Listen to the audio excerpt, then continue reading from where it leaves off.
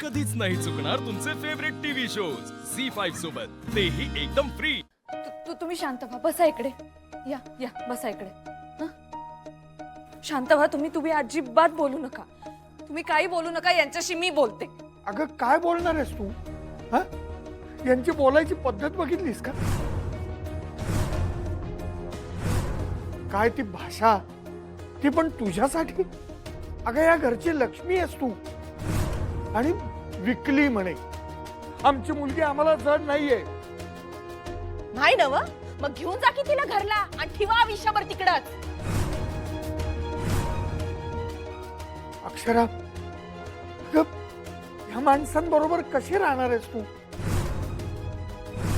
यांना बोलायची सुद्धा पद्धत नाहीये। अगं शिक्षण तर नाहीच, पण माणुसकी देखील नाहीये। अगं संस्कार नाहीयेत हे कळतं यांच्या बोलण्यावरून। यांच्यापेक्षा ना जनावरावरी। मग लावून द्या की जनावराशी लगीन तुमच्या पोरीचं।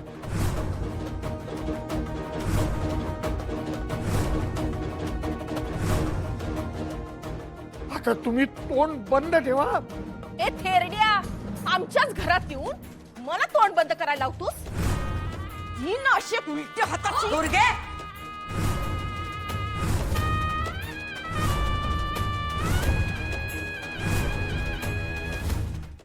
जीजू,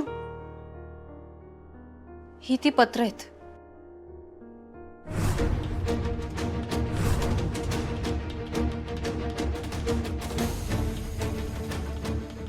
जाऊ दे।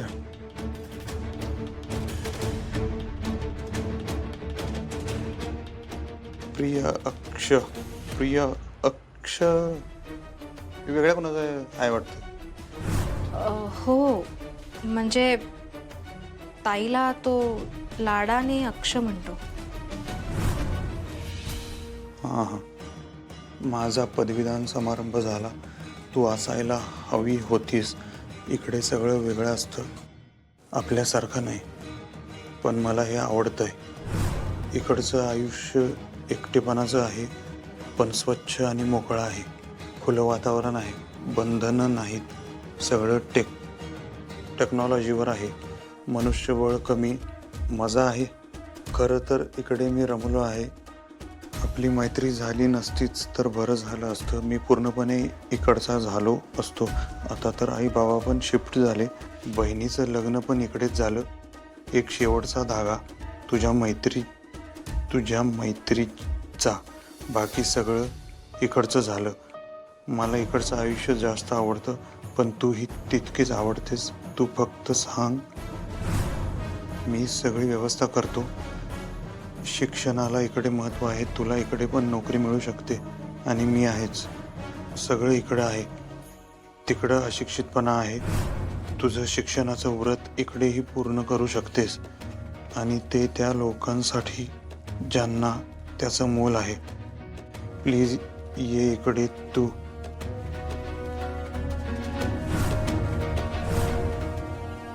नक्की विचार कर इकडं येण्याचा। आणि हो, मी पाठवलेले चॉकलेट्स आवडले का? तुझ्या हातच्या शिऱ्याची चॉकलेटला सर नाही, पण चॉकलेट का शिरा? तर मला शिरा खायचा आहे। विचार कर, आणि तुझ्या पत्राची वाट बघतो। पत्र येईलच, पण तू आलीस तर जास्त आनंद होईल। तुझा मॅड?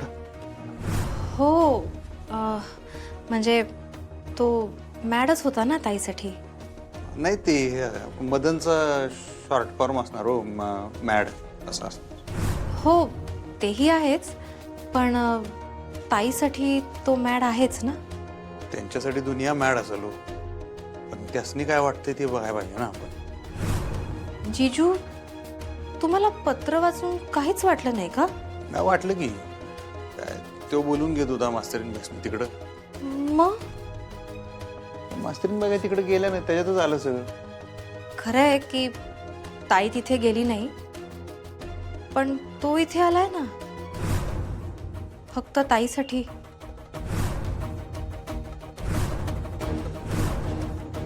दुर्गे माग ये, अगं ताई, माग ये। ताई तू बघितलंस तो म्हातारा कसा बोलतोय मला? कसली मस्ती आहे रे थेरड्या तुला? खायला नाही दाना न हवालदार म्हणा. बास करा आता. खूप बोललाय तुम्ही, खूप बोललात आज. नाही राहणार मी. काय करणार का तू सटवे? नाही ऐकून घेतली बरं का तुझी टिव टिव. एक तर तुझ्या बापाला घेऊन आलीस आणि आम्हाच नाही शिकवायलीस व्हय? घेऊन जा तुझ्या बापाला. आमच्या तुकड्यावर जगतायसा तुम्ही. अगं आम्ही पगार देतो म्हणून तुमचं घर चालतंय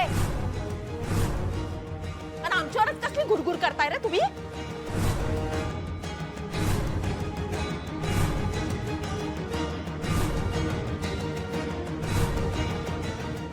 तो मदन आल्यापासून तर त्यांचा संपर्क सुरूच झालाय. खूप फोन्स भेटीगाठी होत असतं. मला काय सांगू, ती इतकी त्याच्याशी बोलते की बाकी कुणाशीच बोलायला तिला वेळ नाही आहे. तो पण कसा आहे बघा ना, त्याने अजून लग्नच केलं नाही आहे. लगीन नाही झालं का? नाही झालं होय? नाही म्हणजे आता तिथे कसं आहे, सगळ्या नात्यांमध्ये खुलेपणा आहे. मोकळं चालतं त्यांना सगळं तिथे. म्हणजे बघा ना, लग्न होतात, डिवोर्सही होतात, परत लग्न करतात. त्यांना सगळंच चालतं तिथे. काय तर उगाच तोंडाला येईल ते बोलणं काय इरादा आहे? अहो जिजू, तुम्ही असं वाईट वाटून घेऊ नका. म्हणजे मी फक्त सांगते तुम्हाला. काय आहे की मदन आल्यापासून ताई खूप खुश आहे. तुमचं घर सोडून ती आली आहे, त्याचा काही परिणामच झाला नाही आहे तिच्यावर. ती आमच्याकडे हेच म्हणत असते की त्या घरात सगळे अडाणी आहेत, खूप लाऊड आहेत. मला अजिबात त्या घरात राहायची इच्छा नाही आहे. अजून काय म्हणल्या? जिजू जिजू राहू दे, बस झालं. मला ना पुढे काही बोलवत नाही. अहो बोला, काय तुम्ही बोला. आमची सगळं ऐकून घ्यायची तयारी आहे. तुम्ही बोला तर. सॉरी जिजू, मी हे म्हणते, पण ताई असं म्हणाली की अधिपतींनी मला स्वतःहूनच घराबाहेर काढलं, ते बरं झालं. काय तो एकदाचा पिछा सुटला त्यांच्यापासून.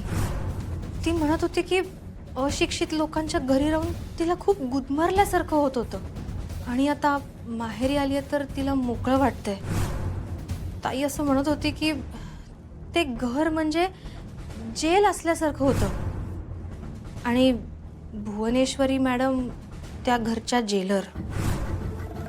ती म्हणत होती की तिला तुमच्या कोणाशीच संबंध ठेवायचे नाही आहेत आणि मदनचं ऐकून ती जर परदेशात गेली असती तर बरं झालं असतं. आता जुनी मैत्री बहुतेक नव्याने जुळणार.